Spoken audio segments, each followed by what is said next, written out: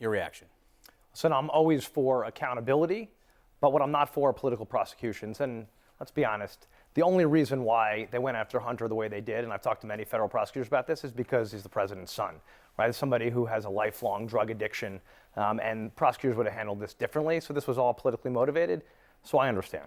You're a lawyer. Have you ever seen a pardon like this that not just grants him clemency for specific crimes, but also over a 10-year period for anything he might have done? I mean, presidents have obviously used their pardon authority over the years.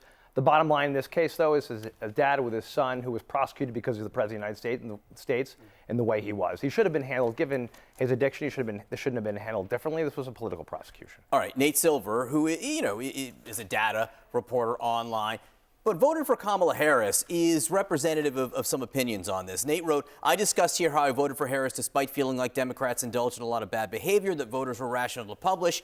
After the White House lying about the Hunter pardon, I'm not sure how much more I can tolerate. Don't vote for any Democrat in 2028 who doesn't repudiate the pardon within 48 hours.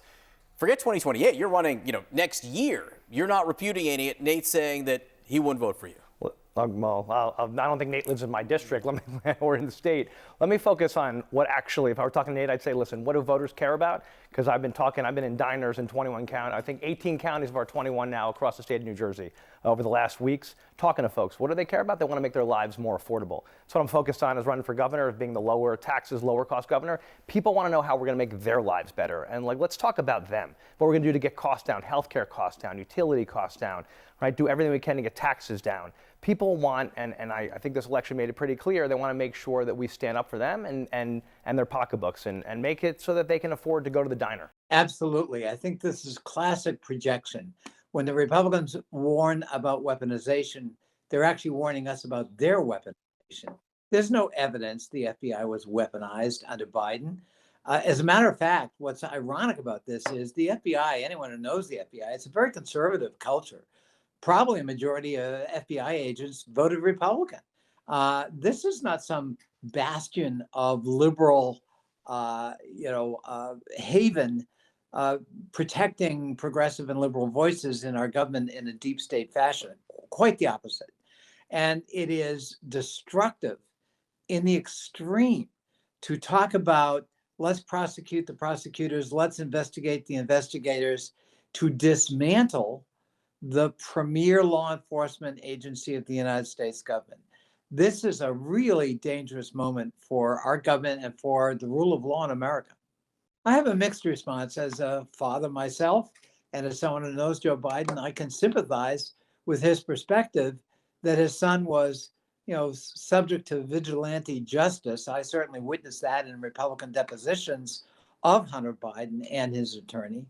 But having said that, what other father in America has the power to pardon his son or daughter if they're convicted of a crime? I really think we have to revisit the pardon power in the Constitution. And at the very least, I think we've got to circumscribe it so that you don't get to pardon relatives, even if you believe passionately they're innocent or that their cause is just. We just saw Donald Trump not only pardon in his previous administration his son-in-law's father, but now appoint him to be ambassador to France. This is an abuse of power, and I think it needs to be corrected. Yeah, Bill Clinton did, for example. I think we're probably going to have to amend the Constitution because the pardon power is so sweeping. We're going to have to, kind of enumerate its limits if there are going to be limits. I believe there should be. I don't believe the pardon power should be as broad as it is, and we can clearly see how it can be used and abused, even with righteous cause. No other parent in America has the power to pardon their son or daughter for a crime. Well, as I said, I'm disappointed that after the plea fell through and it became clear about why it did, including Republican congressional intervention in this case, which made this case very unique and very different from any other case.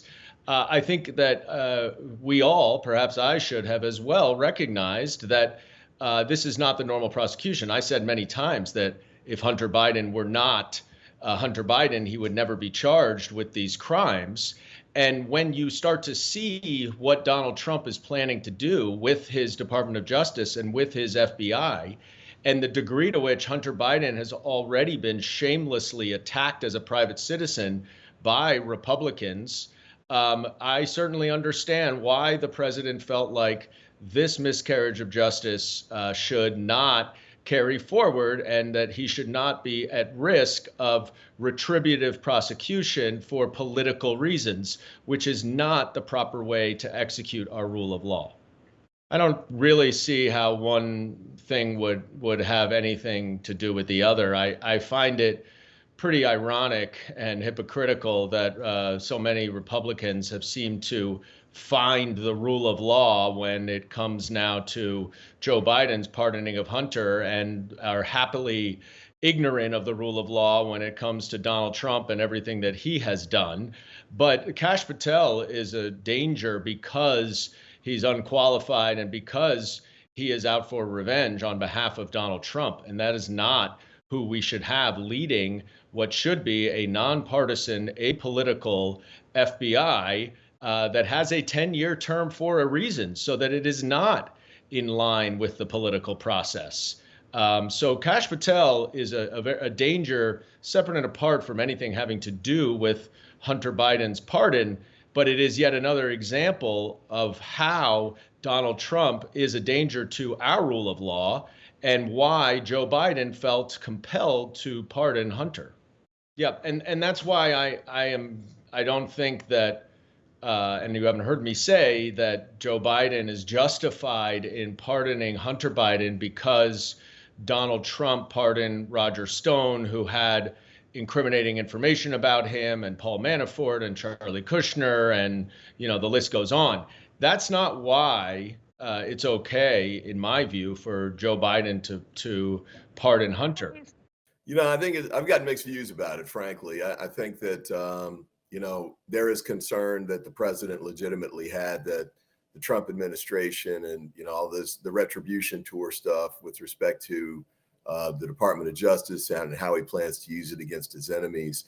I think there's a legitimate concern about what that could lead to. And I think that's part of why the president put in a 10-year stretch for the pardon term, because that should protect him against anything really up to statute of limitations, basically, for most offenses.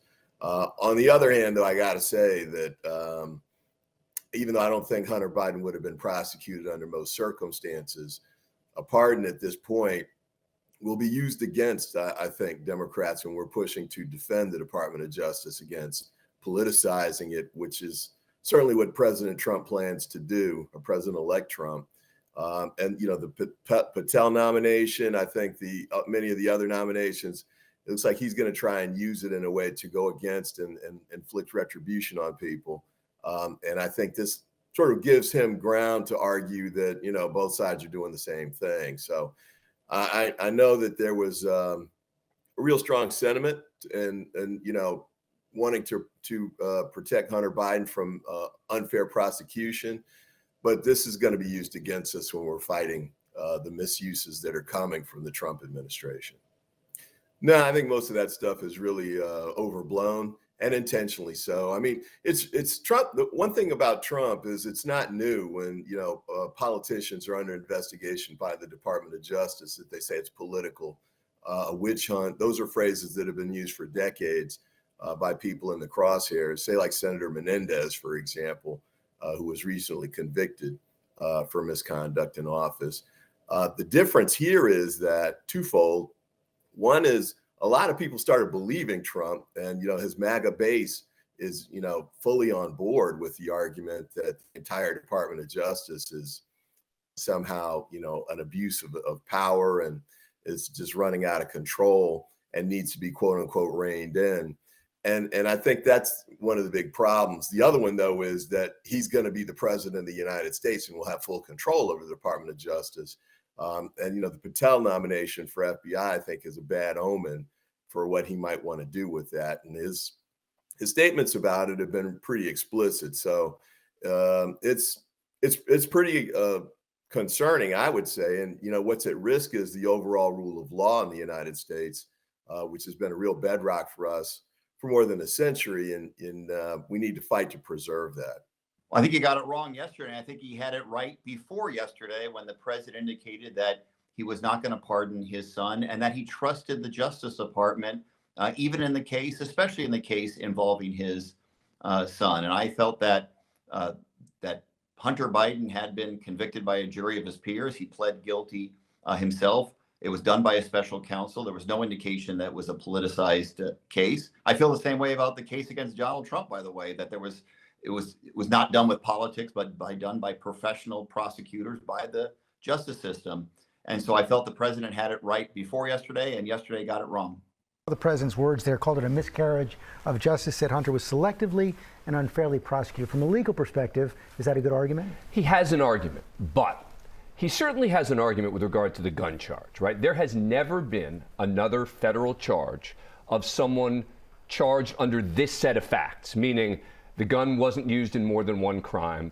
The person had no criminal record. The gun wasn't used in a crime. I mean, so that's the definition of selective prosecution. Correct. You can definitely argue with regard to the gun charge. Now, the issue is that the gun charge got tacked on in connection with the plea agreement that initially happened and fell through.